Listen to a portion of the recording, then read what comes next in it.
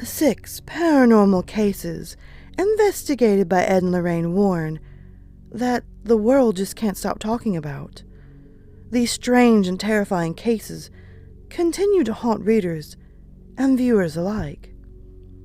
Demonologists, authors, lecturers, and occult museum owners, Ed and Lorraine Warren, are two of the world's most well-known paranormal investigators. Their casework, much of which was carried out through their New England Society for Psychic Research, involved everything from exorcisms alongside priests, seances and spirit cleansings, to photographic documentation of supernatural events. It also brought them to people and places around the country, resulting in supernatural accounts so disturbing they've inspired numerous box office adaptations. Without further ado, here are 6 Warren family cases that caught the country's attention. So, close the blinds, dim those lights, cuddle under your favorite blanket, and let's begin.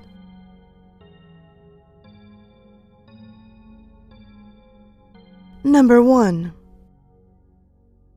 The Perrone Family Haunting. Originally built in 1736, the country home was once inhabited by Bathsheba Thayer and her 4 children, 3 of whom died young. Despite the era's high infant mortality rates, those deaths and the circumstances around them roused suspicion within the town, resulting in the ostracism of Thayer. Labeled a Satanist by her community members, she allegedly hung herself in the backyard. While the Perrone family lived in the home, numerous pleasant ghostly interactions, like spirits playing with the children or helping to do chores, were reported. But so were the darker interactions with ghosts, like Thayer's, who took on a more menacing presence in the home. A reported quote from one of the ghosts, "Get out! Get out! I'll drive you out with death and gloom." This is not the welcome a young family expects when they move into their dream home, but that is the warning that greeted Carolyn Perrone when she moved with her husband Roger and their 5 children into what they thought was a charming, old farmhouse in rural Rhode Island. It was the winter of 1970.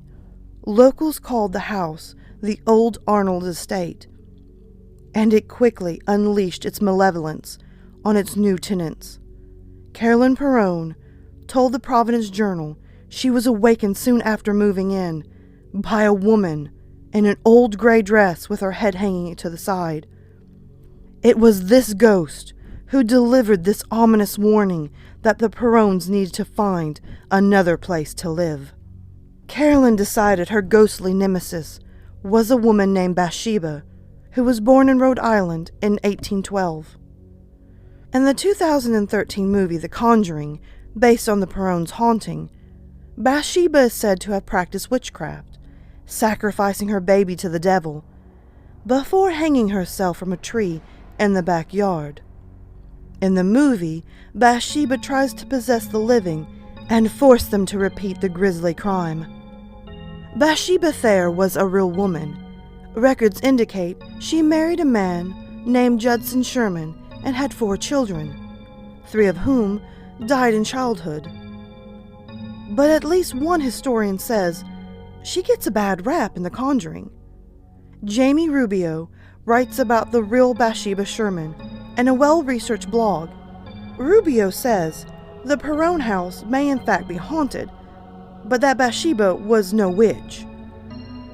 Childhood deaths were not uncommon in the 19th century, and Rubio finds no evidence that any of the children she lost were murdered. All 3 children are buried nearby in the Harrisburg, Rhode Island cemetery.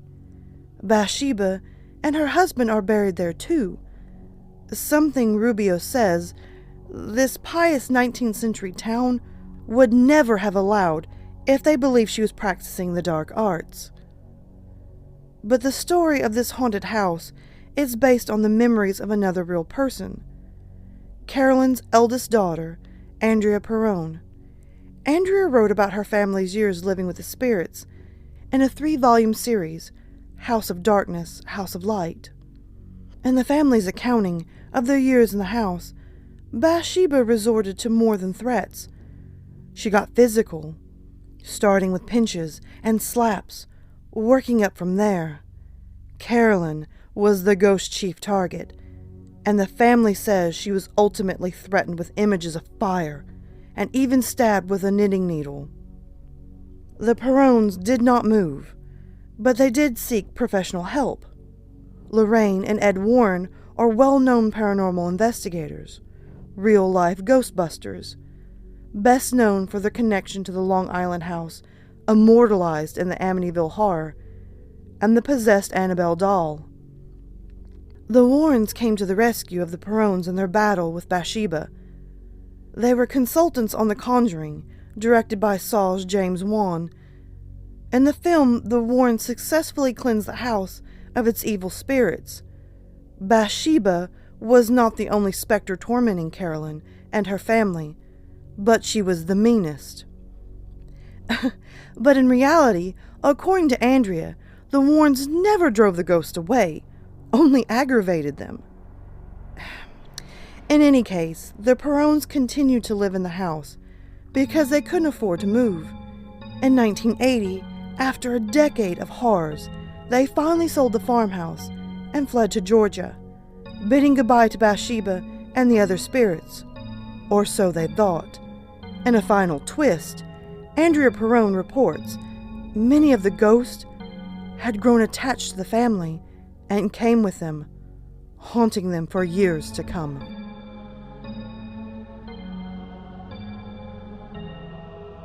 Number 2.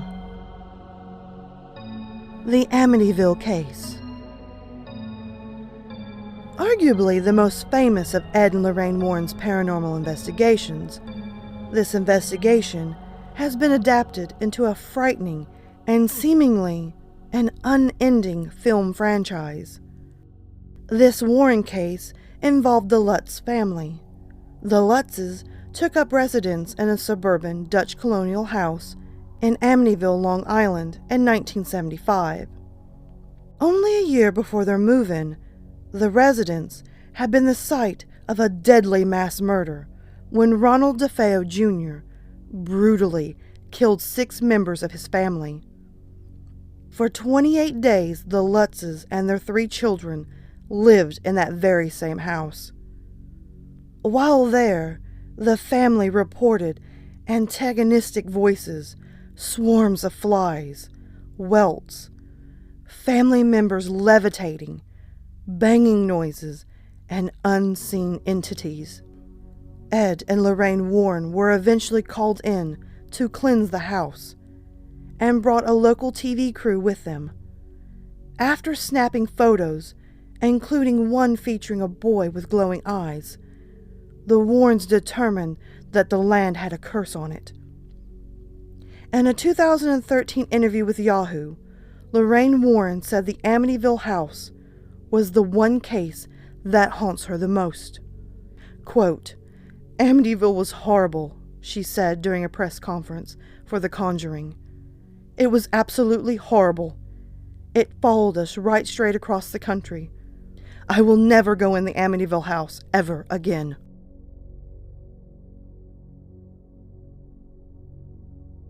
Number 3. Annabelle the Doll. This investigation took the Warrens to a thing rather than a place.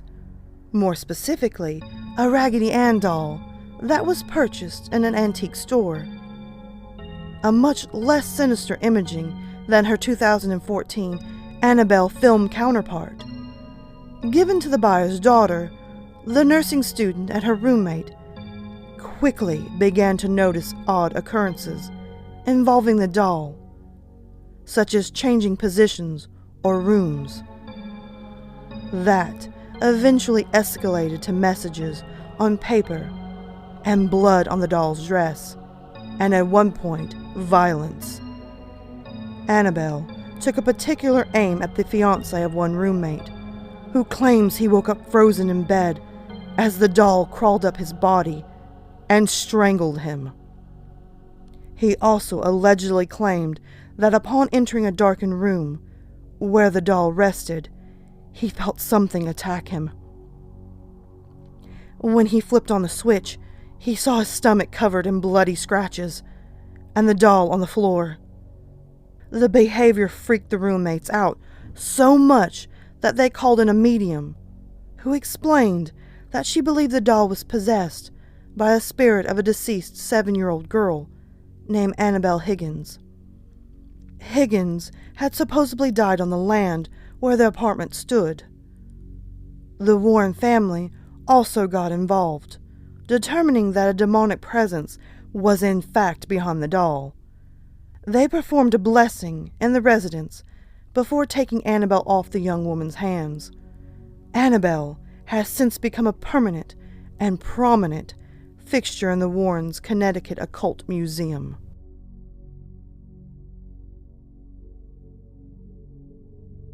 Number 4. A haunting in Connecticut. In 1986, Carmen and Al Snydecker rented a home in Southington, Connecticut, to be closer to the hospital where their son was receiving treatment. Unfortunately, the family had little knowledge about the residents' strange and gruesome past. The former funeral home came complete with the remnants of a mortuary in the basement and a graveyard outside. Upon moving in, their eldest son began seeing terrifying visions of ghosts. The family would uncover the existence of toe tags in the house regularly. Lights often flickered. Dishes would shake. The smell of decaying flesh was a constant presence, and reportedly, water would, on occasion, turn blood red. Carmen and Al even alleged that the demons had sodomized them during their 2-year period there. The Snydeckers asked Ed and Lorraine Warren for help, and the investigators attributed the haunting to the ghost of those who were brought to the funeral home. According to the Warrens, the morticians partook in unsavory activities with the dead bodies. After a 2-year stay, the Snydeckers finally moved out. Like the Perron story, the Snydeckers' haunting was immortalized in film.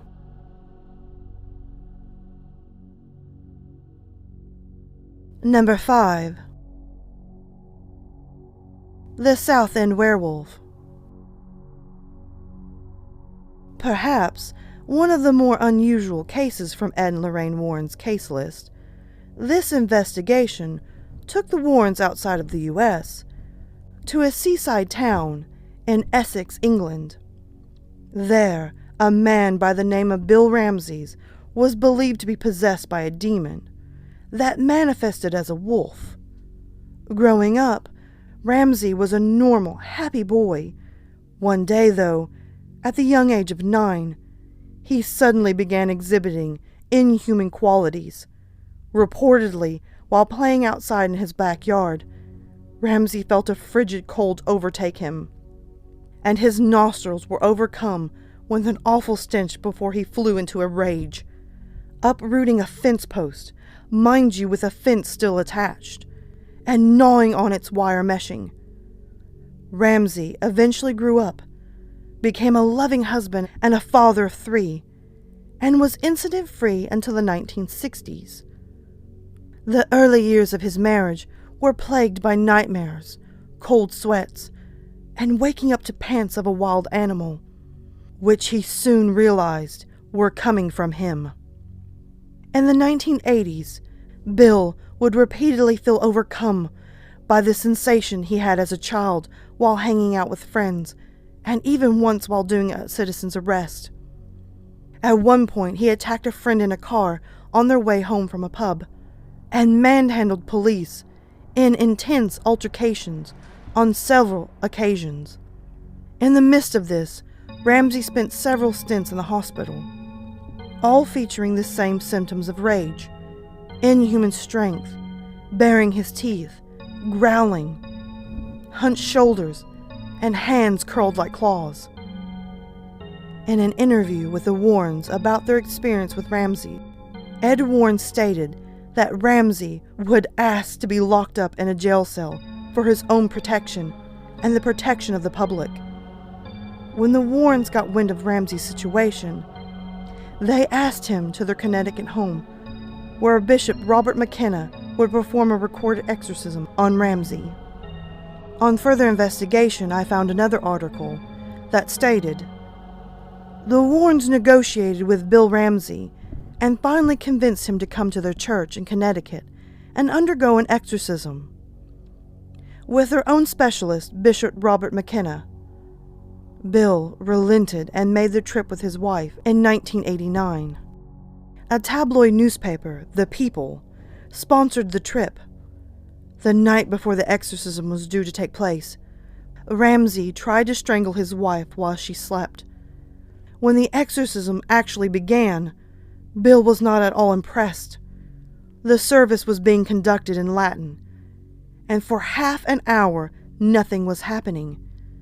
Bill then took an entirely different appearance. His face contorted, both hands formed claws. McKenna commanded the demon to leave. The full force of the werewolf fury descended on McKenna one time and then disappeared for good. The whole event was recorded on film. Has this ended for Bill Ramsey? Bill Ramsey last appeared in public in 1992 when he updated his progress. Just before his exorcism, the transformations were increasing in both frequency and seriousness. Since that time, there have been no incidents recorded. No one has been rampaging uncontrollably through the streets of South End in almost 15 years now, but Bill Ramsey has been quiet for just as long as that before.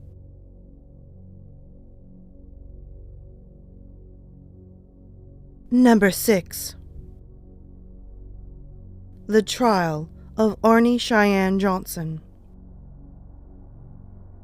In this landmark trial, paranormal investigators Ed and Lorraine Warren were called to testify on behalf of Arne Cheyenne Johnson, the first known case in the U.S. to use the devil made me do it defense.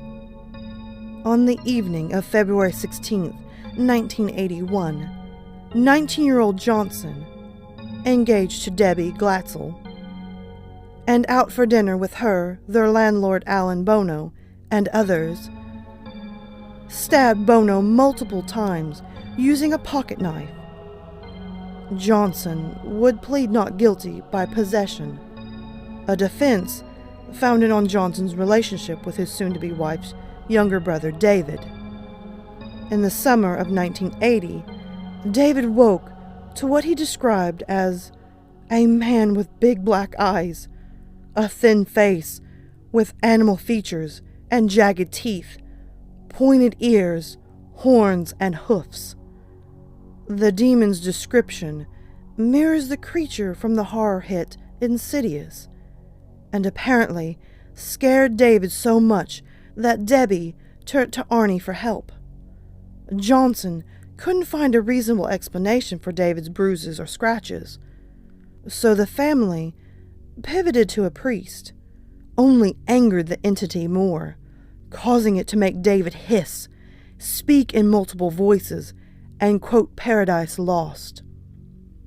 In an interview with People magazine, Lorraine stated that while Ed interviewed the boy, I saw a black mist form next to him, which told me we were dealing with something of a negative nature. Soon the child was complaining that invisible hands were choking him, and there were red marks on him as well. He said that he had a feeling of being hit. The Warrens supposedly worked with the Diocese of Bridgeport, and 4 priests who were brought in to exorcise more than 40 demons from David. The diocese has only admitted to investigating the Glatzel case. But allegedly, the event saw David return to normal. Arne, however, became their alleged new target.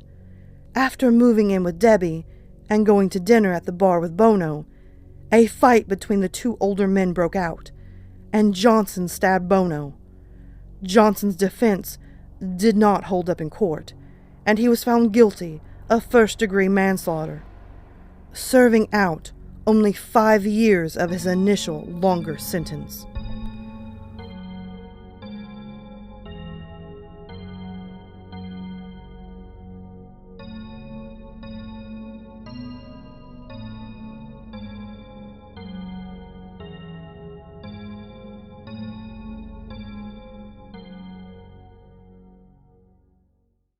Alright, my lovely lilies, thank you so much for watching the new video. If you can, hit that subscribe and like button, comment below and tell me your thoughts. Also, don't forget to tap the little notification bell so you're always in the know on this channel. As well, guys, you can always find me on Twitter, Instagram, Snapchat, and always you can hit me up in my emails. Feel free to send me your stories, whether they're fiction or totally true. I'm always up for some great stories. And oh, by the way, until next time, sweet dreams.